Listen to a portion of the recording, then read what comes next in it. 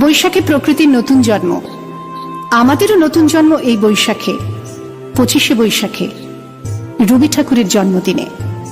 দেখতে হয় না ক্যালেন্ডার, জিজ্ঞেস করতে হয় না তারিখটা কবে, আগে থেকেই বুকের মধ্যে সাড়া ওঠে 25শে বৈশাখ আসছে, রবি ঠাকুরের জন্মদিন।